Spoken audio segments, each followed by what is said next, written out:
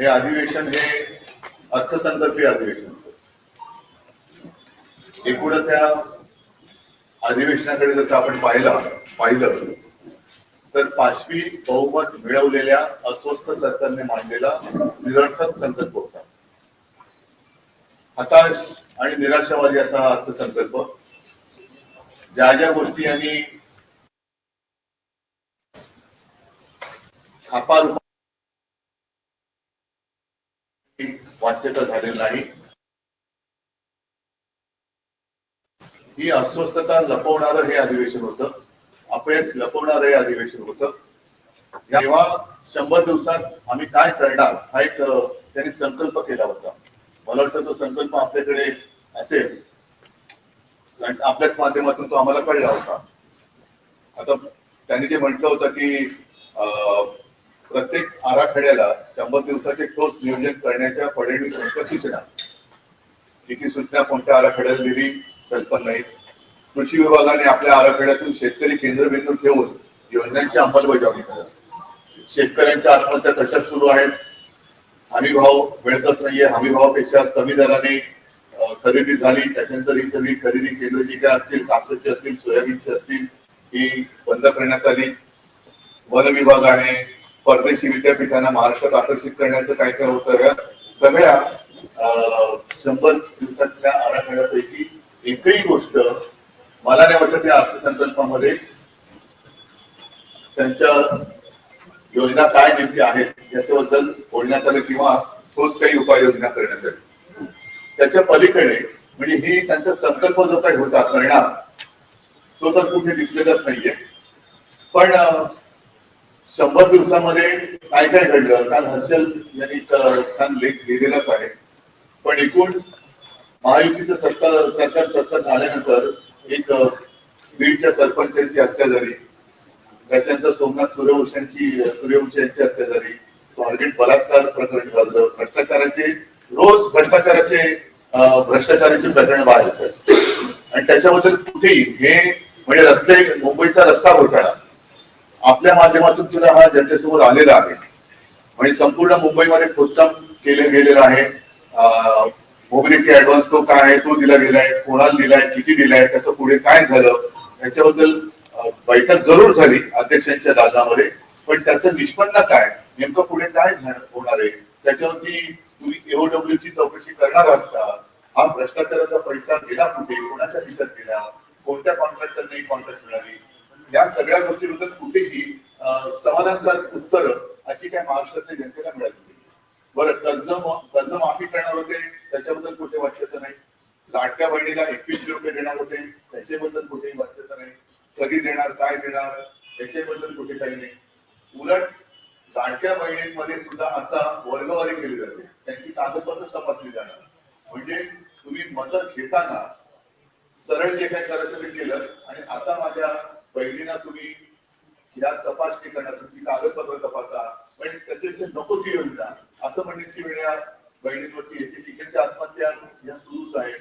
नागपूरमध्ये दंगल झाली. मी या विषयात बोललो होतोच की बऱ्याच वर्षांनंतर शांत असलेल्या नागपूरमध्ये जातीय दंगल झाली. खरं म्हणजे आम्हाला आता असा संशय येतोय की एकूणच मुख्यमंत्री सगळ्यांना सावरण्याचा प्रयत्न करतात केविलवाना, कार्यवरची कसरत त्यांना करायला लागते. पण ज्यांच्या मनामध्ये अजूनही मुख्यमंत्री पदाचे जे काही कोंब फुटलेले आहेत नको तिथे त्या खुर्चीसाठी, ते कोंब अजून काही जात नाहीये आणि ते त्यांना सरकार की काय, हा एक सगळा मोठा प्रश्न कदाचित मुख्यमंत्र्यांनी पडला असेल की अरे सगळं घेऊन सुद्धा हे असे का वागतात. आता काल जयंत पाटलांनी एक चांगलं सांगितलं की या अधिवेशनाचा फलित काय. अधिवेशनाने महाराष्ट्राला काय दिलं यापेक्षा अधिवेशन काळाने संपूर्ण देशाला उत्तम गाणं दिलं हे तर आपल्याला मान्य करावं लागेल.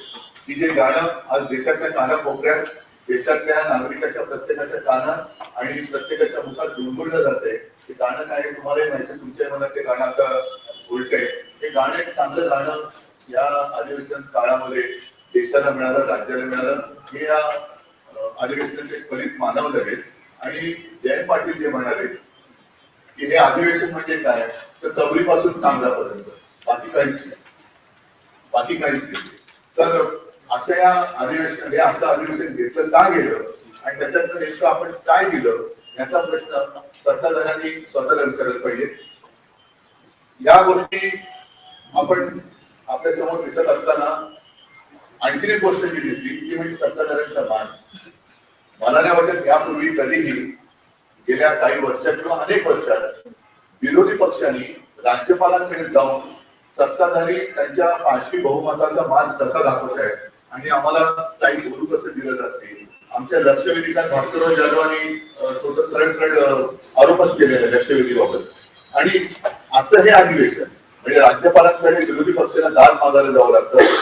नंतर मी विधान परिषदेचा सदस्य आहे, अनिल परब आहेत, मिलिंद आहे. मला नाही वाटत कारण माझ्यापेक्षा अनिल परब जास्त सिनियर. गेल्या अनेक वर्षात सभापतींवरती पहिल्याच अधिवेशनात अविश्वासाचा ठराव आणावा लागला. असं अधिवेशन यापूर्वी नजीकच्या काळात झालं असेल असं मला वाटत नाही. तर असे हे अनेक विषय आहेत, बोलायला गेलं तर खूप आहे.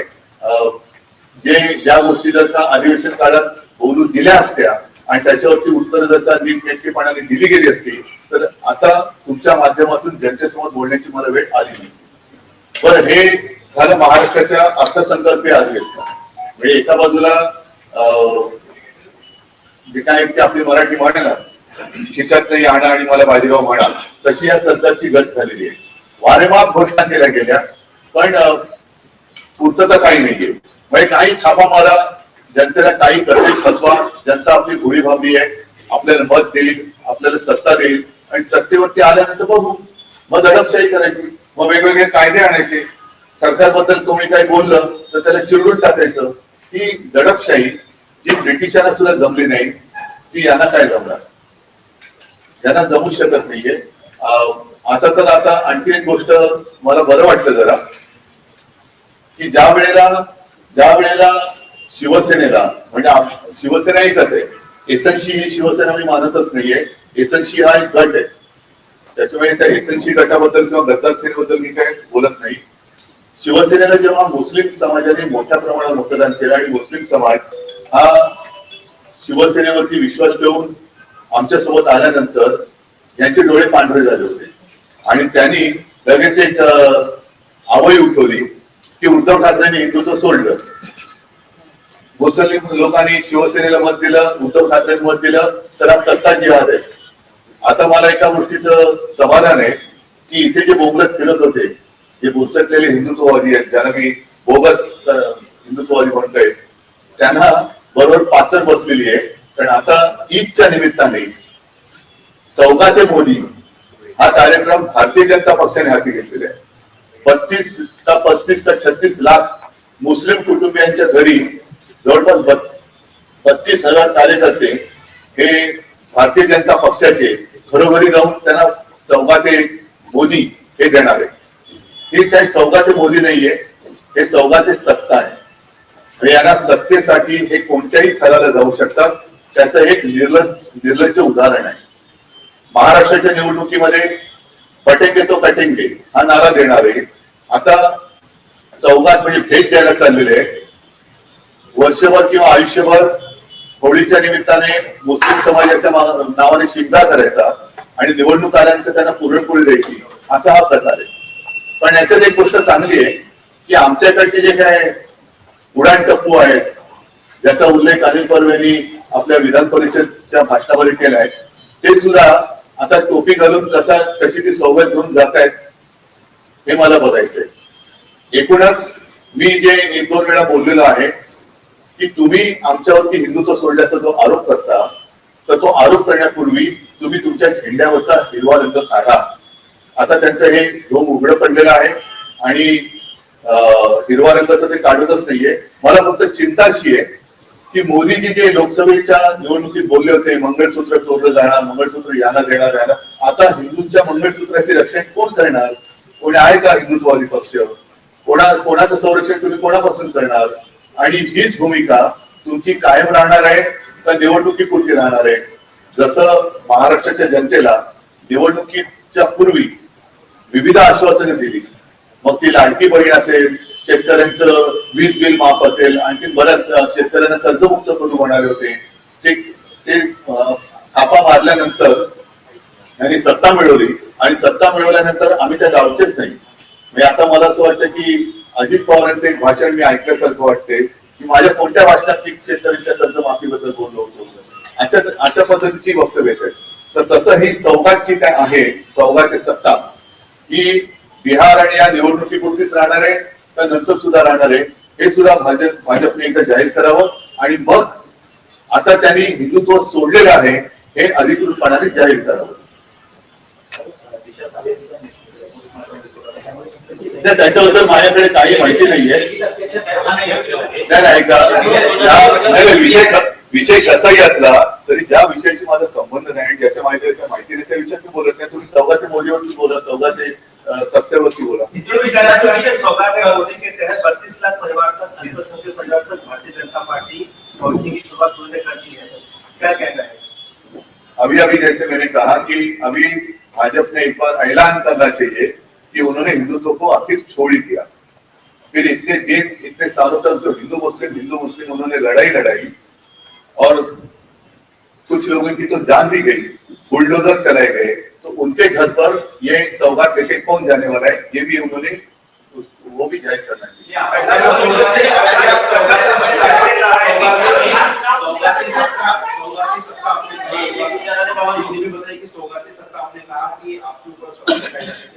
जब मुझे मतलब जो मेरी शिवसेना एक ही है, दूसरी है वो गद्दार सेना है, उसको शिवसेना मानने की कोई आवश्यकता नहीं है। तो जब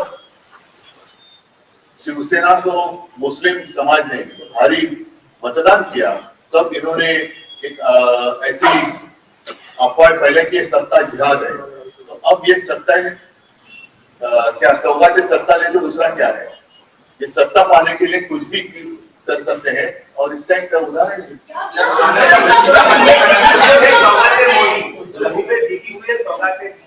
मोदी और 100 चूहे खा के दिल्ली चली हज को, ये प्रकाश अंबेडकर ने कहा है। तो उन्होंने कहा, मैंने आज जो कहा मुझे कहना तो मैंने कहा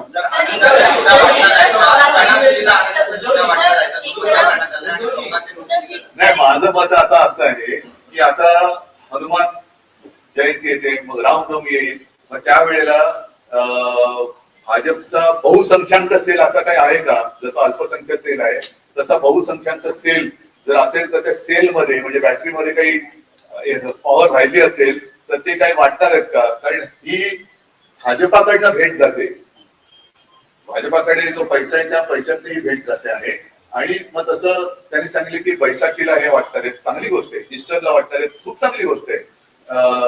हे सौगाते मोदी म्हणजे ईदच्या निमित्ताने भेट देतात ही सुद्धा चांगली गोष्ट आहे. पण हिंदूंना नुसती घंटा वाजवायला द्यायची, त्यांना दंगलीसाठी वापरायचं आणि मग जे दंगल ज्यांच्याकडनं करायला लावायची ते तर त्यांची जीव जातात, घरं जाळली जातात, त्यांच्यावरती कारवाई केली जाते, त्यांच्यावरती पोलीस केसेस होतात आणि मग हे मात्र सत्तेसाठी सगळ्यांच्या गळाभेटी घेत फिरणार. आता असं मी ऐकलं की आता नुकतंच जी काय दिल्लीची निवडणूक झाली त्याच्यानंतर दिल्लीमध्ये बऱ्याच वर्षानंतर भाजपची सत्ता आली, तिथल्या मुख्यमंत्र्यांनी सुद्धा इफ्तार पार्टी वगैरे केली असं मी ऐकलं, खरं खोटं काय बघितलं. अधिवेशनामध्ये महाविकास आघाडीने विरोधी पक्ष नेते पदासाठी प्रस्ताव दिला होता. काल अखेरच्या दिवशी भूमिका जाहीर अशी करण्यात आली की मुख्यमंत्र्यांचं असं म्हणणं आहे की उपाध्यक्षांच्या बाजूची खुर्ची काही काळ मोकळी ठेवावी लागेल आणि विधानसभा अध्यक्ष जो निर्णय देतील तो आम्हाला मान्य असेल. विधानसभा अध्यक्ष असं म्हणताय की या प्रकरणामध्ये काही करणार म्हणजेच काय की याला सत्तेचा माज म्हणतात. राज्यपाल महोदयांना विरोधी पक्ष जाऊन का भेटला की जेव्हा महामहिम राज्यपाल भाषण करतात तेव्हा त्यांच्या भाषणामध्ये माझं सरकार हा एक उल्लेख असतो. आता तुमचं सरकार हे जनतेचा आवाज कसा दाबता आहे हे त्यावेळेला विरोधी पक्षाचे आमचे सदस्य जाऊन त्यांना सांगून आलेत. आता राज्यपाल महोदय काय भूमिका घेत आहेत, कारण यांची भूमिका तर आम्ही बघितली. राज्यपाल पूर्वीचे असते तर काय प्रश्नच नव्हता, काय आम्ही अपेक्षा कोणाकडनं करायची. पण नवीन राज्यपाल आलेत आणि त्यांनी सुद्धा एक चांगला प्रतिसाद दिला, निदान एक चांगला सुसंस्कृत माणूस आहे. त्यांच्याकडनं आम्हाला अपेक्षा आहे राज्यपाल महोदयांनी याच्यात आता हस्तक्षेप केला पाहिजे की जसं एखादी जागा लोकप्रतिनिधी शिवाय 6 महिन्यापेक्षा जास्त रिक्त राहू शकत नाही, तिकडे निवडणूक घ्यावी लागते तसं विरोधी पक्ष नेता हे सुद्धा पद किती काळ तुम्ही रिकामं ठेवू शकता, हा एक विषय आहे ना. आणि असं कुठेही कालच संविधानावरती चर्चा झाली तर विरोधी पक्ष नेता हे संविधान आहेत ना, संविधानात्मक पद आहे ना का नाहीये. तर त्याच्यामध्ये असं कुठेही लिहिलेलं नाहीये की त्याच्यात काय अटी तटी शर्ती किंवा कायदा नियम असं काही नाहीये. विरोधी पक्ष नेता हा असायला पाहिजे आणि या पूर्वीचे दाखले सुद्धा आहेत. उद्योगजी महायुतीचे सर्व आमदार असं म्हणणं आहे की पुरेसं संख्याबळ विरोधी पक्षामध्ये आमदारांचं नाहीये. लोकसभेमध्ये असं कुठेही म्हटलेलं नाहीये. 10 वर्ष एक पद रिक्त होतं कारण आवश्यक लोकसभेत कदाचित असू शकेल पण विधानसभेमध्ये असं कोणताही कायदा कानून नाही.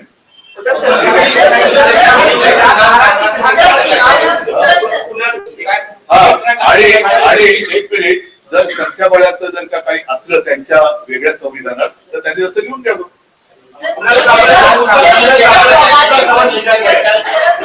चौघाचे सत्ता. और दूसरी तरफ कह रहे हैं कि मुसलमानों को सड़क पर नमाज नहीं पढ़ना है यूपी में, वही चीज महाराष्ट्र में भी लागू करें. तो दो तरह की स्थिति है, क्या कहेंगे इस पर आप? इसलिए तो मैंने कहा ना, एक तो उन्होंने जाहिर करना चाहिए कि उन्होंने आखिर हिंदुत्व छोड़ ही दिया और नहीं तो नौटंकी है. ये तो नौटंकी है सिर्फ सत्ता हासिल करने के लिए. जैसे अभी बिहार की इलेक्शन आ रही है, उनके साथ नीतीश कुमार है, तो क्या जवाब देंगे वो? नीतीश वहां बिहार में करके दिखाओ नहीं. एक तो उनको आप सौगात दे दो, नहीं तो बिहार में भी कहो कि हम नमाज नहीं पढ़ने की, कुछ तो करो. निर्मला सीतारामन पर कटाक्ष किया है ने और उसको दूसरा सबक भेजा गया मुंबई पुलिस द्वारा. बघा आता मी काय त्याचं वकील पत्रिके घेऊन बसलो नाहीये. जे त्यांनी केलं, मला जे बोलायचं ते मी बोलतो.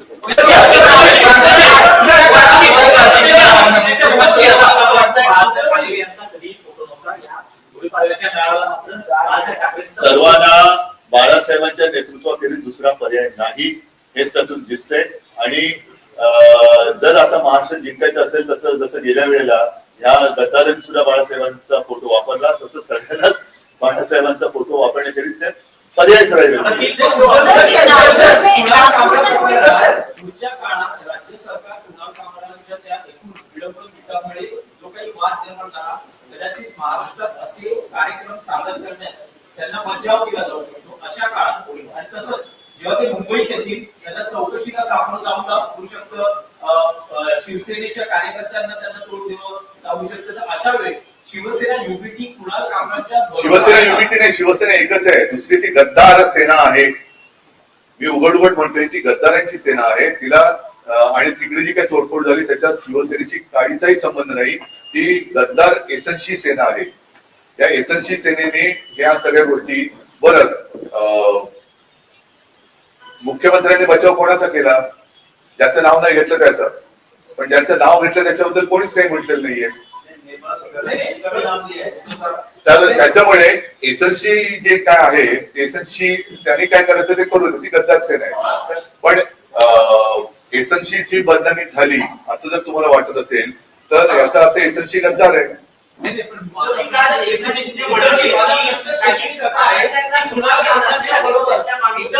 एक मिनिट,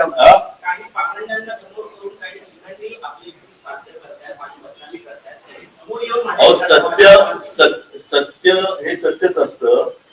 इतके वर्ष अख्खी गावागावात 50 होते एकदम मोठे गावकरी त्यांच्या बैल पोळ्याच्या निमित्ताने बैलावरती पण लिहिलेलं होतं त्यांनी.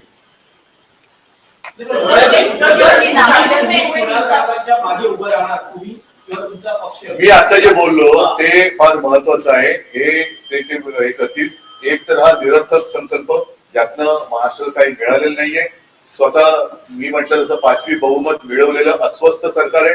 आणि त्याच्यानंतर सौगाते सत्ता हा देशासमोरचा सगळ्यात मोठा प्रश्न आहे. बाकी गद्दार बिद्दार फडतूस प्रश्न आहेत. तर सौगाते सत्ता या निमित्ताने भारतीय जनता पक्ष जाहीर करणार का की त्यांनी हिंदुत्व सोडलेलं आहे आणि ते जे काय करतायत हा सुद्धा मग सत्ता जिहाद आम्ही मानायचा का, याच्याबद्दल त्यांनी म्हटलं पाहिजे. आणि मग तसं जर ते म्हणणार नसतील तर तुम्ही कोणत्या तोंडाने आमच्यावरती हिंदुत्व सोडल्याचे आरोप करताय? आम्ही तर आमच्या कामाने आणि आमच्या कर्तृत्वाने जर का समाजाची मतं, मुस्लिम समाजाची मतं आम्ही मिळवत असू, इतर समाजाची मतं मिळवत असू तर तुमच्या पोटात दुखायचं कारण काय?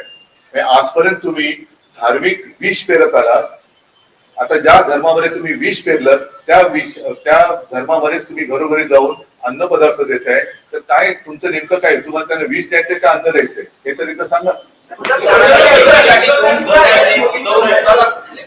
खुर्चीसाठी कोण कुठले काही जणांना तुम्ही बघू शकता त्याच्या पुढे मी कसं सांगतो.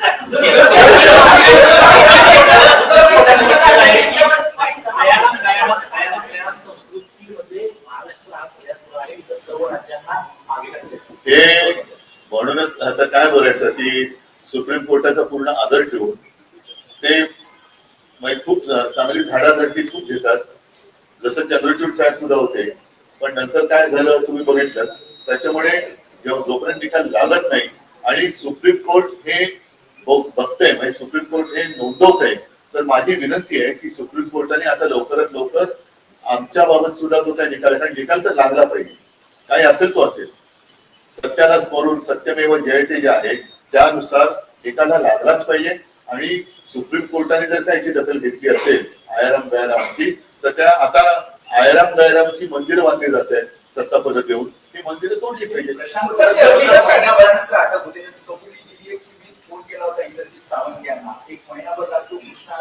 त्याच्याकडनं एक निबंध लिहून देतील आणि सोडतील बघा तुम्ही. अजूनही आता मला माहिती नाही, कारण काही बातम्या आपण विसरून जातो.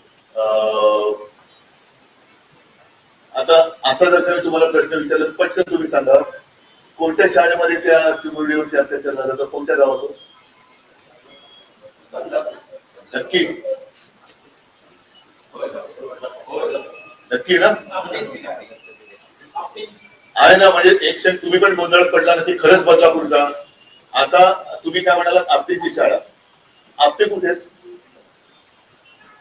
आपटे कुठे, तेव्हा जे काय काऊर उठलं होतं अक्षय शिंदेच्या एन्काउंटर नंतर की हे तुम्ही कोणाला वाचवण्यासाठी केलेत का, आज ते संचालक कुठे आहेत, त्यांच्याबद्दल कोणीच काय बोलत नाहीये. तसंच हे कोरटकर बद्दल तुम्ही किती ओरडणार, 2 दिवस ओरडाल, अटक केली, आता तो कोणत्या तुरुंगात आहे, काय करणार, त्याला किती दिवस, म्हणजे या सगळ्या गोष्टी ज्या आहेत ना हातून वाचून चालेल. सोलापूरकर कुठे, सोलापूरकर कुठे, जो महाराजांची उघड एवढी बदनामी करतोय, म्हणजे गद्दाराचा अपमान तुम्हाला सहन होते, त्याच्यावरती लगेच त्याचा स्टुडिओ तोडतात, त्याला 2-2 समन्स पाठवताय. सोलापूरकडला तुम्ही एकही समन्स नाही पाठवत. तुम्हाला अधिकार काय कामरावरती कारवाई करण्याचा, तुम्ही कोणाचा तुम्ही हे घेऊन चाललेला आदर्श, छत्रपती शिवाजी महाराजांचा की खंडोजी खोपडेचा.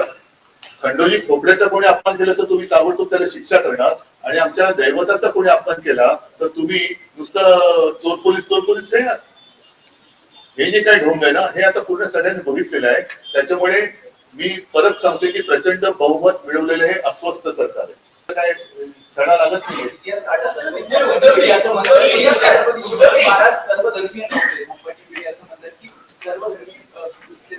त्यांनी कोणत्या बागेचा आंबा खाल्लाय मला माहिती नाहीये, त्याच्यामुळे मला काय त्यांच्याबद्दल बोलायचं नाही.